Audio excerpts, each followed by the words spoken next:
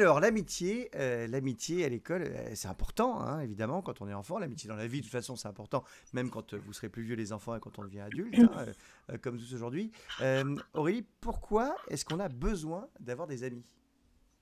Bah, en fait, c'est un vrai besoin naturel, en fait, parce que l'être humain, il va avoir besoin de parler, de pouvoir se confier, enfin, d'avoir du soutien quand il va pas bien. Et puis, c'est chouette avec des amis de pouvoir partager quand on est heureux, quand on est triste, voilà. Donc, c'est un vrai besoin. Alors, et les amitiés, bon, il y en a différentes, mais c'est quoi une vraie bonne amitié? J'ai envie de te dire une amitié saine. C'est quoi? Alors, en fait, peut-être pour que vos enfants puissent retenir, en fait, une amitié saine, ça veut dire que ça va être une relation qui est équilibrée. Pour moi, il faut quatre choses. Il faut d'abord se sentir heureux, respecté, en sécurité et en confiance. Si vous arrivez à faire retenir ces 4 trucs-là à vos enfants, c'est chouette. Alors parfois, c'est vrai que quand on va leur dire de manière théorique, ça va être compliqué pour eux de le retenir, mais si vous avez un enfant qui est un peu triste, qui vous dit: «Bah, là, voilà, je me suis senti humilié», dire: «Bah, tu vois, voilà, quand on est en amitié, rappelle-toi les 4 choses qu'il faudrait avoir». Là, c'est pas le cas. D'accord, donc on rappelle, hein, les quatre choses importantes, heureux, respect, confiance et sécurité. Ça, c'est très important. Et c'est quoi, parce qu'on entend souvent ça à l'école, c'est quoi la différence entre c'est mon copain ou c'est mon ami? Mmh. Alors, en fait, les copains, ça va plutôt être, finalement des partenaires de jeu et on peut changer de copain hyper souvent. Les amis, c'est plutôt en fait, il y a la notion de confident, tu vois? Un ami, je peux vraiment lui dire, je peux en fait, je partage pas que des moments sympas pour jouer, je peux aussi partager quand je suis triste et quand je suis content. D'accord, ok, super. Et quand est-ce que ça commence euh, vraiment les amitiés? Parce que, bon, toute notre vie, on a des amis, mais ça commence quand? Alors, c'est vrai que parfois, il y a des parents qui vont dire: «Je le mets à la crèche pour qu'il se fasse des copains et tout ça». Globalement, à la crèche, avant 3 ans, on ne crée pas des amitiés. Souvent, les enfants, ils vont jouer côte à côte, ils vont plutôt essayer de se tirer le jouet du copain. Bon, voilà, donc c'est pas des vraies amitiés. Quand les enfants rentrent en maternelle, de la petite section à la grande section, en fait, ils vont commencer un petit peu à expérimenter ce que c'est, mais par contre, ils vont, heu, alors on a tendance à le faire un peu adulte aussi, mais en fait, les en maternelle, si tu veux, les enfants, ils vont marcher ou par attirance, donc quelqu'un, bah, qui me ressemble, donc en général même âge, même sexe et cetera, ou alors c'est un petit peu plus rare, mais vers quelqu'un qui est complètement mon opposé. Ça, tu peux l'avoir, par exemple, plus en élémentaire, tu vois? Un enfant qui est très sage, qui est un peu inhibé, parfois il va être copain avec celui qui fait toutes les bêtises de la classe et qui, tu vois, qui fait un peu le show parce que ça lui permet de les faire un petit peu par procuration. C'est vrai C'est qu'en amusant, c'est exactement maternelle, ce qui m'est arrivé quand moi j'étais petit, hein. Ouais. Vous imaginez toi, que tu j'étais étais l'enfant sage, bien sûr. Non, c'était l'inverse. Finalement, évidemment.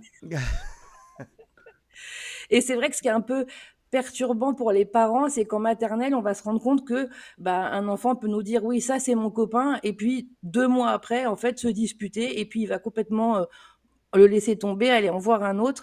En fait, c'est parce qu'entre 3 et 6 ans, les enfants peuvent un peu rapidement changer leur centre d'intérêt et comme je vous l'ai dit, en fait, en maternelle, on va aller vers ceux qui nous ressemblent. Donc si à un moment donné, j'adore telle activité et que lui, il aime bien, c'est mon copain et puis si j'aime plus ça ou que lui aime plus ça, bah, c'est plus mon copain. Et par contre, à partir du CP, et après jusqu'à toute la vie, les enfants sont capables vraiment de faire la différence entre lui, c'est mon copain à qui je peux me confier et lui, c'est plutôt un ami de récré. Je m'amuse avec lui, mais c'est pas mon ami. Ils arrivent à faire la différence. D'accord, ok. Et D'accord. alors, et alors les amitiés, bon, c'est important, j'imagine, à l'école, parce que ça permet pas mal de choses quand même. Oui, en fait, alors là, je t'avais fait un petit visuel parce Ah qu'il ben y a regarde, je te le plein de mets, trucs. regarde. Non mais la technologie est Ah, au top. On magnifique! fait ce qu'on Ah, veut ici, c'est très tu techno. trop fort. En gros, si je dois le résumer, parce que là, vous voyez, il y a beaucoup de choses. Alors ça, en fait, vous pouvez l'imprimer. C'est plus pour, par exemple, si vous avez un enfant qui dit moi, j'ai pas de copains, ça sert à rien, ou qui se fâche beaucoup avec ses copains parce qu'ils n'arrivent pas à s'entendre. Donc en gros, quand on n'a pas ou qui se fâche beaucoup, vous pouvez prendre ça et lui dire mais regarde, en fait, les amitiés, c'est important. Alors moi, si je vais vous le résumer, je vais juste vous dire que c'est essentiel pour le développement psychologique, affectif et social de l'enfant. Mais après, on peut reprendre un petit peu bah, tous ces points-là avec les enfants. Vous voyez, c'est pour pas être seul, pour apprendre la complicité. Je vais pas tous vous les lire parce qu'il y en a trop, mais voilà, ça, enfin, vraiment les amitiés, ça a une vraie fonction dans la vie des enfants. Et donc ça peut bah, ça peut être l'objet d'une discussion, quoi. Mais surtout, ce que je trouve qui est important finalement, c'est que en amitié, en fait, ce qu'on appelle en psychologie les habiletés sociales, on va les apprendre avec ses parents quand on est petit, mais en fait, les habiletés sociales, c'est ce qui permet de pouvoir vivre en harmonie pendant l'enfance, mais aussi tout le long de sa vie. Et c'est vrai que les amitiés, ça va permettre de développer ça. Voilà, et il faut dire que aussi, ça c'est quand même important pour les enfants qui le sachent bien, aucune amitié est toujours parfaite, quoi. Ça arrive qu'il y ait des pépins. Oui, et en fait, ce qui est hyper intéressant, c'est justement le fait de voir que bah, mon copain n'est pas parfait, il a pu me faire de la peine, ou bah, je me rends compte qu'en fait, il a peut-être un défaut qui m'énerve un petit peu. Par projection, en fait, ça peut te permettre de toi te remettre en question. Parfois, les enfants pensent que eux, bah, ils font tout bien, qu'ils n'ont pas de défaut, tu vois, et de dire, bah, en fait, en miroir, si tu veux, ça te permet de prendre conscience de tes propres défauts à toi. Parce que D'accord. l'autre peut te les faire relever aussi, c'est-à-dire que tu vois les siens, et puis peut-être que tes parents le font pas trop quand tu es enfant, et puis qu'un copain va te dire: «Non mais franchement, tu es hyper mauvais joueur, moi si c'est comme ça, je joue plus avec toi». Or que des parents peuvent parfois laisser gagner les enfants, donc c'est un truc en fait que l'enfant n'entend jamais, tu vois? Et ça permet d'apprendre des choses. Alors, tu parlais d'habileté sociale. Les habiletés sociales, ça sert à quoi en amitié? Alors ça sert pas qu'en amitié, ça sert même quand on est adulte, dans sa vie, amoureuse, professionnelle, sociale, enfin ça sert tout le temps les habiletés sociales, donc c'est important de bien les développer dans la petite enfance pour après être un être, humain qui, voilà, qui sait s'adapter aux gens. Alors par exemple, tu as le contrôle des émotions, la première ça veut dire que, bah, ne pas, tout péter quand tu es en colère, pouvoir être capable de gérer une frustration, pareil, mais un peu dans une mesure.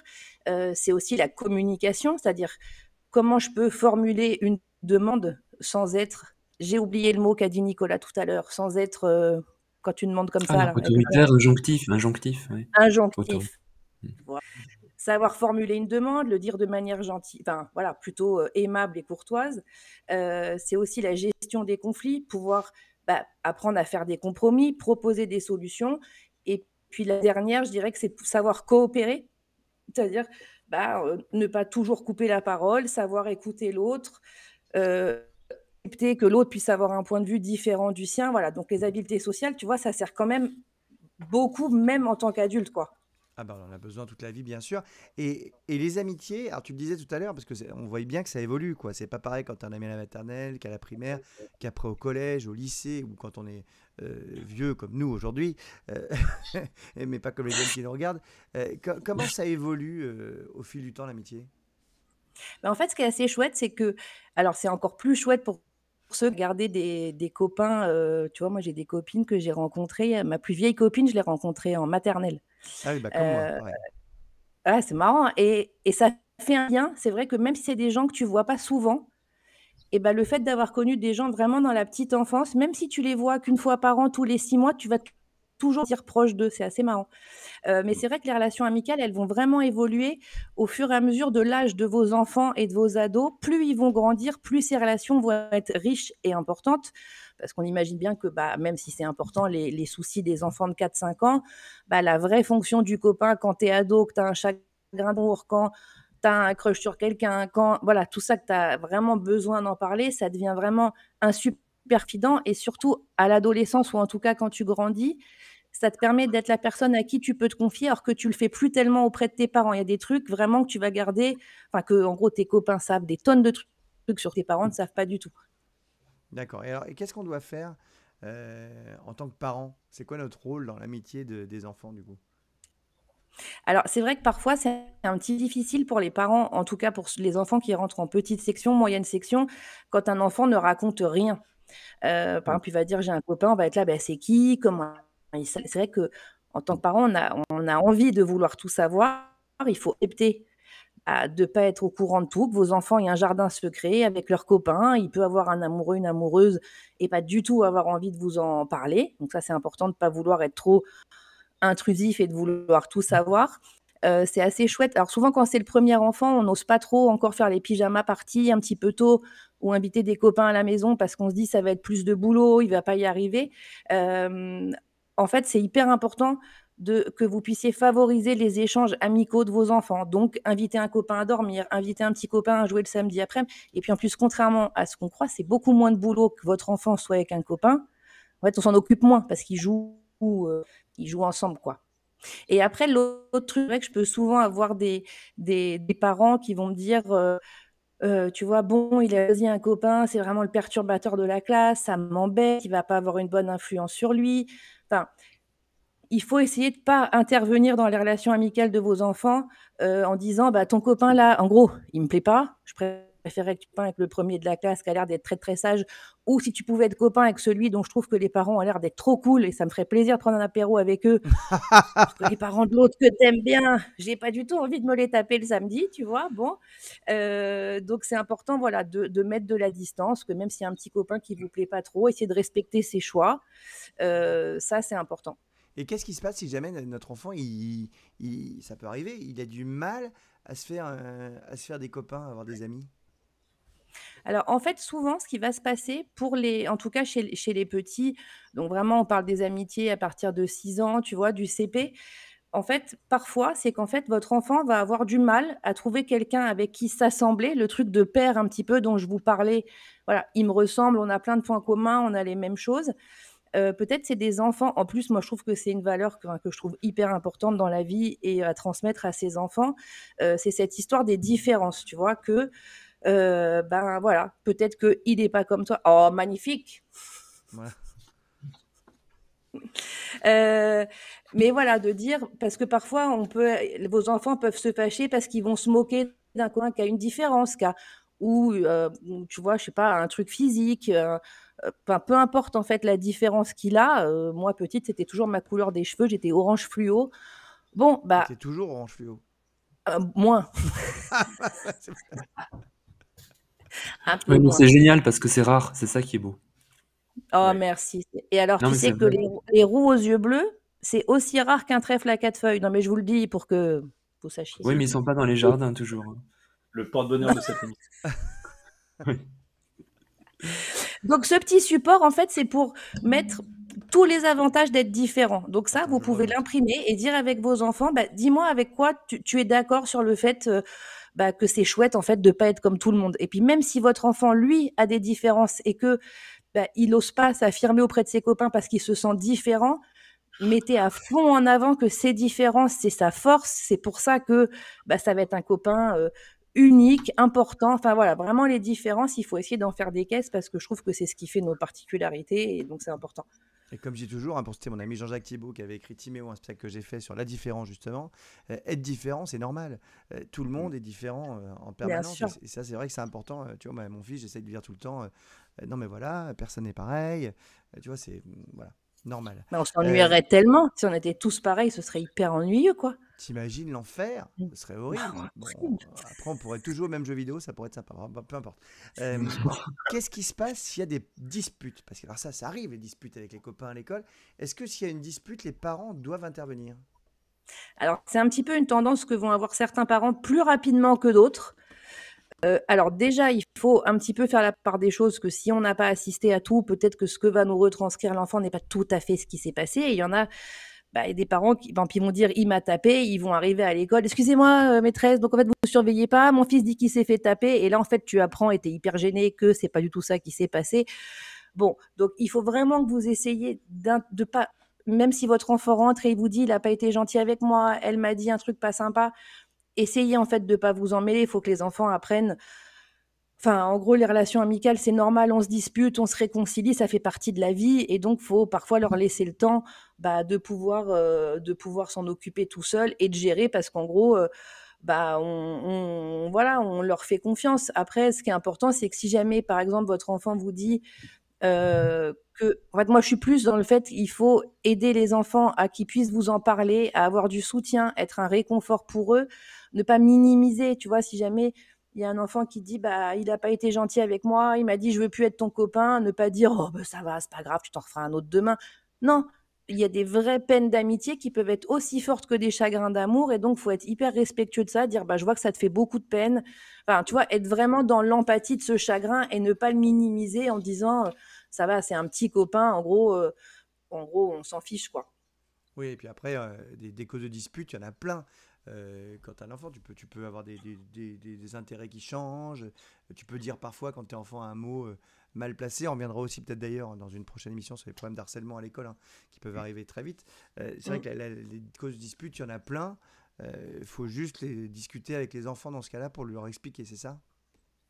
Ouais, exactement, parce que elles peuvent partir d'une chose qui n'est effectivement pas très importante, mais il faut toujours partir en fait du ressenti de l'enfant. Et puis l'aider à comprendre, ok, là tu me dis ça, que lui il a mal pris ce que tu as dit. En fait, c'est les aider à décortiquer un petit peu ce qui s'est passé. On peut prendre aussi des exemples de nous où on s'est disputé avec un copain, même adulte, hein, où on a pu se fâcher et de dire, bah voilà, c'est important de savoir s'excuser, de pouvoir revenir, de dire que pardon si je t'ai blessé. Tu vois, ça apprend aussi plein de valeurs sur le fait, bah du pardon, de la tolérance, de se remettre en question. Mais les causes de dispute chez les enfants, ça peut être il m'a pas prêté son jouet. Enfin, elles sont vraiment très, très, très nombreuses, quoi. Ok, il y en a plein. Moi, je me rappelle quand j'étais plus jeune, c'est exactement comme tu disais tout à l'heure. C'est-à-dire que moi, j'étais ami avec un enfant qui était hyper sérieux, alors que moi, évidemment, je faisais le fou tout le temps, hein. Mais on était très, très proches. Quand on était, c'était limite fusionnel, on était qu'amis entre nous. Et du coup, on parlait pas trop aux autres. C'est gênant, ça, quand ça arrive, du coup? En fait, c'est pas, enfin, en fait, c'est pas tellement que c'est gênant d'avoir qu'un seul ami. Ce qui est embêtant, c'est si jamais cet ami-là, en fait, si jamais ça respecte les 4 trucs dont je vous ai parlé au début, qu'il y a de la confiance, que tu te sens en sécurité, respecté, et cetera, c'est OK, mais il faut pas qu'elle soit exclusive au point de te couper des autres, tu vois? C'est-à-dire qu'en récré, tu sois incapable d'aller faire, des jeux avec d'autres enfants parce que c'est que tous les 2. Parce qu'en fait, le jour où cet enfant-là est malade, n'est pas là pendant 1 jour, 2 jours, 4 jours, en fait, l'autre qui reste à l'école, il est complètement perdu parce que son binôme, bah, il n'est pas là. Et puis quand tu as complètement mis à l'écart tous les autres enfants, c'est un petit peu compliqué parce qu'ils vont te le renvoyer directement, que quand l'autre n'est pas là, je peux jouer avec vous, de dire, bah écoute, tu nous as jamais adressé la parole. En gros, on n'est pas des bouche-trous pour qu'il soit pas là. Après, il faut quand même essayer, même s'il y a une activité, une amitié qui est exclusive, qui a l'air d'être importante pour l'enfant, ça c'est chouette. Mais il faut par ailleurs que nous, en tant que parents, on essaye d'inviter un petit copain du sport, un autre copain de l'école, Ouais, sur parce qu'en fait, il va des apprendre. pyjamas parties, ou des journées de jeux vidéo, ou pas forcément de temps d'écran, mais au moins des jeux de société, ou des choses comme ça, quoi. Ouais. Et alors, dernière question très importante, qu'est-ce qui se passe si malgré tout ce qu'on se dit là, notre enfant n'a pas de copain? Du tout, zéro, pas d'amis. Oh. Alors ça va être une vraie source d'inquiétude pour les parents qui peut être un motif de consultation, tu vois, en disant: «Je pense que mon enfant est trop timide, il n'arrive pas à aller vers les autres» ou enfin voilà, il a pas de copain. Ça peut être en tant que parent, c'est vrai que ça quand on voit qu'il y a toutes les invitations d'anniversaire et que l'autre est jamais invité, c'est un petit peu inquiétant. Ça nous fait en fait de la peine pour lui.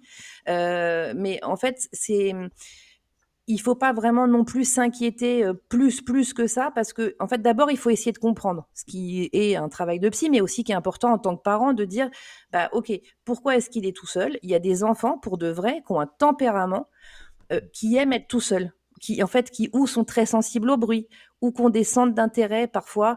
Alors ça peut être le cas parfois des enfants à haut potentiel, tu vois? Qui ont des intérêts qui sont pas en lien avec leur âge et donc bah, les jeux de cours de récré, alors que lui, il a des préoccupations qui sont de 2 ou 3 ans plus élevées. En fait, il a du mal à trouver quelqu'un avec qui il puisse partager ça.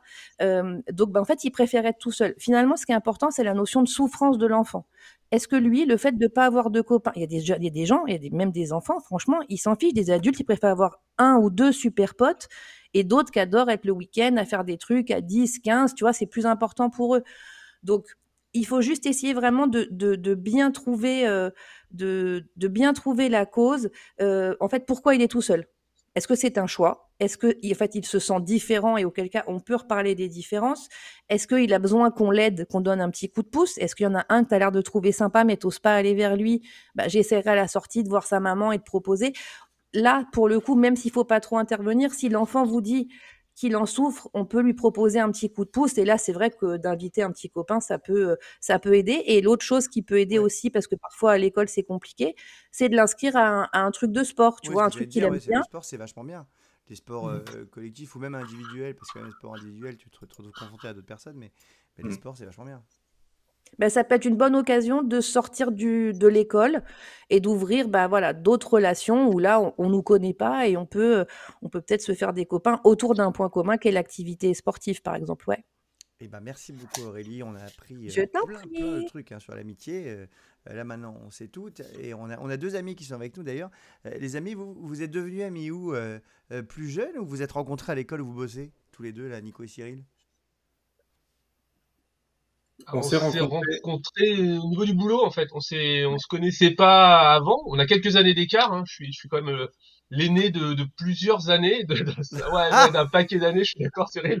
Donc du coup, on s'est pas rencontrés à l'école. Forcément, j'aurais pu être son prof au début, hein, quelque part. ah, carrément quand même. Bah, Ah, ouais, j'ai vous avez commencé autant à d'écart que travailler. ça? On a 6 ans d'écart. Alors c'est pas si énorme, Oh, mais Ça va. bac plus 5, voilà, la première année, il était en terminale, on va dire. Ouais, exactement. Bon, en tout cas, ça fait Donc quand même. non, on Ça s'est fait combien de temps que rencontrés en vous êtes fait. potes du coup maintenant? Oui, Ça fait Comment? ça combien va de très temps? bien. Ça va faire, écoute, ça va faire près de 10 ans, je crois. Hein. Et puis on en a vécu ouais, des Ouais, un peu trucs avec plus des maintenant. hauts, des bas, et c'est marrant parce que ce que tu disais, ça reprend exactement, enfin pour les enfants, c'est exactement la même chose pour les adultes. Un cadre de Bien sûr. confiance, quelqu'un auprès de qui voilà, on peut se confier, les choses bien, les choses mauvaises, voilà. Donc enfin, je pense que tout ce qu'on a dit, ça se transcrit évidemment avec les adultes, et c'est tout à fait vrai.